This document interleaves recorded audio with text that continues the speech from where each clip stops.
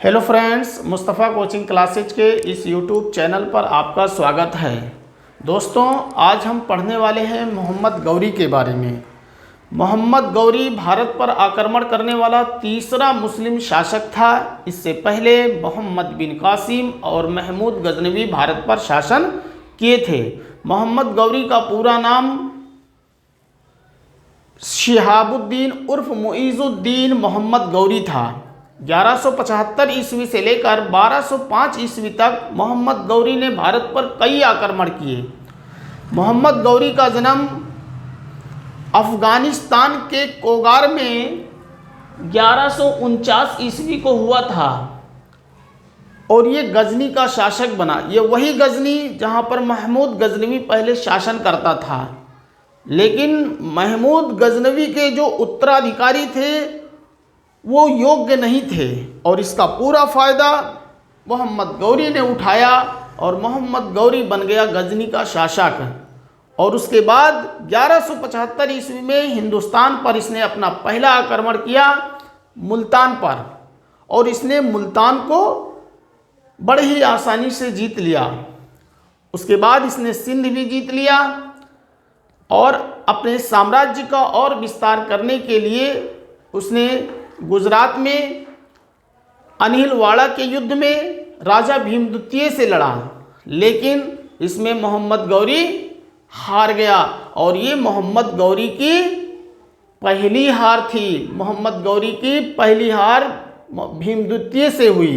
भीम द्वितीय ने मोहम्मद गौरी को पराजित कर दिया, हार दिया। उसके बाद ये गजनी वापस चला गया और दोबारा जब ये हिंदुस्तान आया तो गुजरात के रास्ते से नहीं, हरियाणा के रास्ते से हिंदुस्तान में घुसने की कोशिश किया।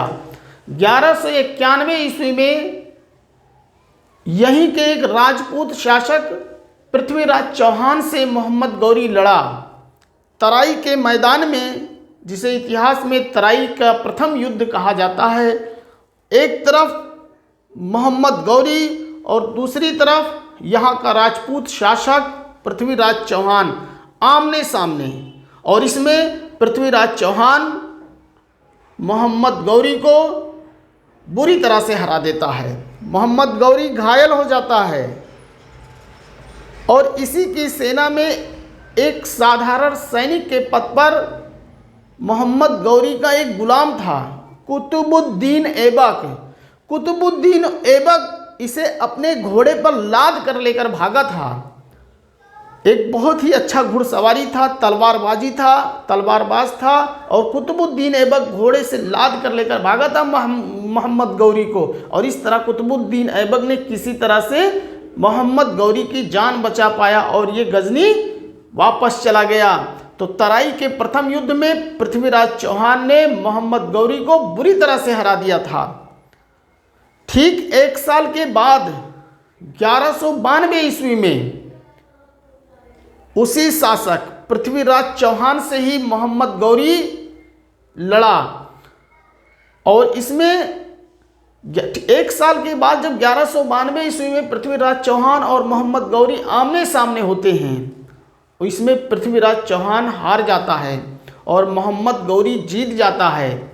और इस तरह तराई का द्वितीय युद्ध जिसे हम कहते हैं, और इसमें मोहम्मद गौरी को सफलता मिलती है। और जैसे ही तराई के द्वितीय युद्ध में मोहम्मद गौरी को सफलता मिलती है, मोहम्मद गौरी को भारत में मुस्लिम साम्राज्य का संस्थापक कहा जाता है, क्योंकि मोहम्मद गौरी ने यहाँ के एक बहुत बड़े राजपूत शासक पृथ्वीराज चौहान को हरा दिया था और हिंदुस्तान के काफ़ी बड़े भूभाग पर जो है मोहम्मद गौरी शासन करने लगा। और इस तरह इसीलिए भारत में मुस्लिम साम्राज्य का संस्थापक मोहम्मद गौरी को माना जाता है। मोहम्मद गौरी पृथ्वीराज चौहान को गिरफ्तार करके बंदी बनाकर इसे गजनी लेकर चला जाता है और कहते हैं इसकी दोनों आँखों को वो फोड़ देता है। पृथ्वीराज चौहान की जो ये हार होती है 1192 ईस्वी में, इसका सबसे बड़ा कारण अगर कोई होता है, उसके हारने का सबसे बड़ा कारण, तो वो राजा जयचंद होता है। राजा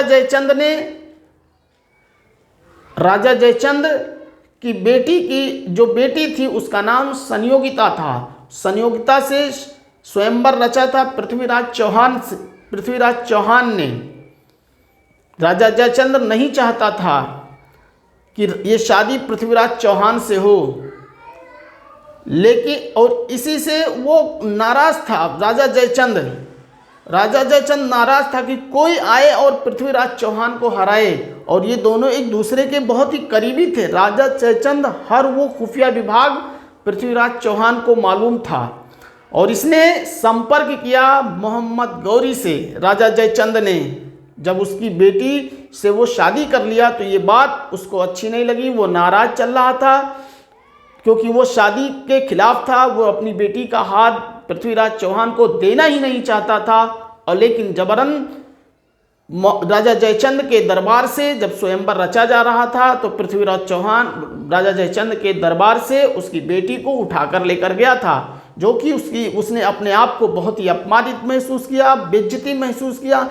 इसी का बदला लेने के लिए उसने मोहम्मद गौरी से हाथ मिला लिया, और क्योंकि राजा जयचंद को पृथ्वीराज चौहान की हर खुफिया जानकारी थी और उसने हर सारी चीज़ें मोहम्मद गौरी को बता दिया, और इस तरह, और चूंकि मोहम्मद गौरी बदला लेना चाहता था, और राजा जयचंद ने यह भी कहा कि तुम आओ, पृथ्वीराज चौहान को हराओ और यहाँ से गजनी वापस चले जाओ।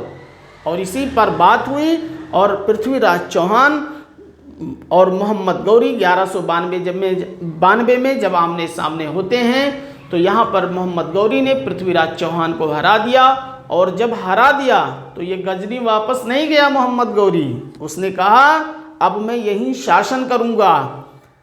महमूद गजनवी और मोहम्मद गौरी में यही फ़र्क कि महमूद गजनवी यहाँ से ढेर सारी संपत्ति को लूट कर गजनी चला जाता था, लेकिन मोहम्मद गौरी में ऐसा नहीं था। वो सारी संपत्ति यहीं खर्च करना चाहता था और यहीं पर शासन करना चाहता था मोहम्मद गौरी। और ये बात राजा जयचंद को अच्छी ना लगी। राजा जयचंद ने कहा कि अब तुम गजनी चले जाओ, लेकिन ऐसा मोहम्मद गौरी ने किया ही नहीं, और इस तरह दोनों की आपस में मुठभेड़ हो गई, और 1194 ईस्वी में दोनों आमने सामने हो गए। चंदावर के युद्ध में दोनों आमने सामने, और इस तरह चंदावर का युद्ध हुआ, और इसमें मोहम्मद गौरी ने राजा जयचंद को बुरी तरह से पराजित कर दिया। तो राजा जयचंद ना इधर का हुआ ना उधर का हुआ, और मोहम्मद गौरी ने बड़े ही चालाकी से हिंदुस्तान के उत्तरी भारत के कई राज्यों को बड़े ही आसानी से अपने कब्जे में ले लिया, और इस तरह मोहम्मद गौरी को भारत में मुस्लिम साम्राज्य का संस्थापक माना जाता है, क्योंकि यहाँ के एक बहुत बड़े राजपूत शासक पृथ्वीराज चौहान को मोहम्मद गौरी ने पराजित किया था। तो दोस्तों, आइए हम मोहम्मद गौरी के बारे में और बेहतर तरीके से समझने के लिए क्वेश्चन के बेस पर और बेहतर समझने की कोशिश करेंगे। तो मोहम्मद गौरी का जन्म 1149 ईस्वी में अफगानिस्तान के कोगार में हुआ था। बाद में ये गजनी का शासक बना, वही गजनी जहाँ पर महमूद गजनवी शासन करता था, क्योंकि उसके उत्तराधिकारी उसके योग्य नहीं थे, और इसका पूरा फायदा मोहम्मद गौरी ने उठाया और ये बन गया गजनी का शासक। इसकी मृत्यु 1206 ईस्वी में हुई थी। 1206 ईस्वी में इसकी मृत्यु हुई थी। 1175 से लेकर 1205 ईस्वी तक मोहम्मद गौरी ने हिंदुस्तान पर कई आक्रमण किए। मोहम्मद गौरी का पूरा नाम क्या था? शिहाबुद्दीन उर्फ मुइजुद्दीन मोहम्मद गौरी। इसका वास्तविक नाम शिहाबुद्दीन उर्फ मुइजुद्दीन मोहम्मद गौरी था। मोहम्मद गौरी ने भारत में सर्वप्रथम आक्रमण कब और कहाँ किया था? तो इसने 1175 ईस्वी में इसका पहला आक्रमण मुल्तान पर हुआ था, जो कि इसने विजय प्राप्त की थी। अगला सवाल है तीसरा, किस मुस्लिम शासक के सिक्कों पर हिंदू देवी लक्ष्मी का अंकन मिलता है? जी हाँ दोस्तों, वो मोहम्मद गौरी था। मोहम्मद गौरी जब शासन करने लगा तो उसके सिक्कों पर देवी देवताओं का चिन्ह अंकित था। अगला सवाल है, किस राजपूत राजा ने मोहम्मद गौरी को पहली बार हराया था? तो वह बघेल भीम द्वितीय या भीम द्वितीय यही था, जिसने 1178 ईस्वी में अनहिलवाड़ा के युद्ध में मोहम्मद गौरी को पराजित कर दिया था। वो था भीम द्वितीय। अगला सवाल है कि मोहम्मद गौरी की भारत विजय तथा नव स्थापित तुर्की सल्तनत के इतिहास का प्रत्यक्ष विवरण किस ग्रंथ से मिलता है? तो हमें तबकात-ए नासिरी से मिलता है। अगला सवाल है उस महान सूफी संत का नाम बताइए जो मोहम्मद गौरी के साथ भारत आए थे। तो ख्वाजा मोइनुद्दीन चिश्ती। ख्वाजा मोइनुद्दीन चिश्ती मोहम्मद गौरी के साथ भारत आए थे। ख्वाजा मोइनुद्दीन चिश्ती की दरगाह अजमेर शरीफ में है। जो मोहम्मद गौरी ख्वाजा मोइनुद्दीन चिश्ती इन्हीं के साथ भारत आए थे। आज ख्वाजा मोइनुद्दीन चिश्ती की दरगाह भारत ही नहीं पूरी दुनिया में मशहूर है और इनकी दरगाह पर पूरी दुनिया से लोग आते हैं।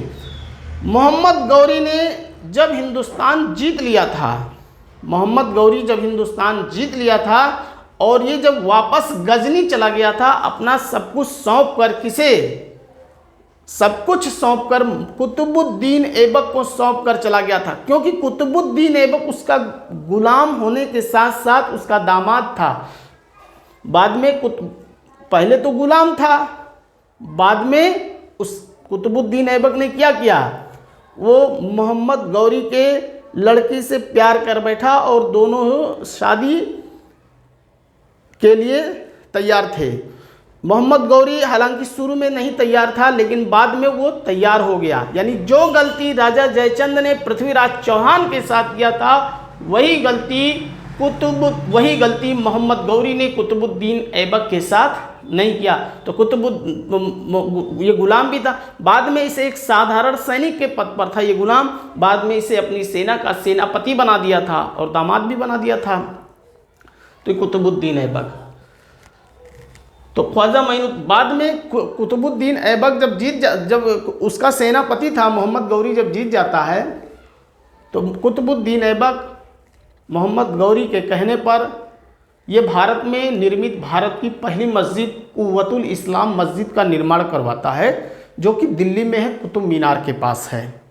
और कुतुब मीनार का भी निर्माण कुतुबुद्दीन ऐबक ने ही करवाया था। और उसके बाद इसने ख्वाजा मोइनुद्दीन चिश्ती की दरगाह पर 2.5 दिन का झोपड़ा नाम से एक मस्जिद बनवाया, और इस मस्जिद को भी कुतुबुद्दीन ऐबक ने ही बनवाया था। किसके शासनकाल में? उस समय बादशाह कौन था? मोहम्मद गौरी था। अगला सवाल है यमुना के तट पर इटावा के पास चंदावर का युद्ध किसके बीच हुआ था? तो राजा जयचंद एवं मोहम्मद गौरी के बीच 1194 ईस्वी में दोनों के बीच में युद्ध हुआ था।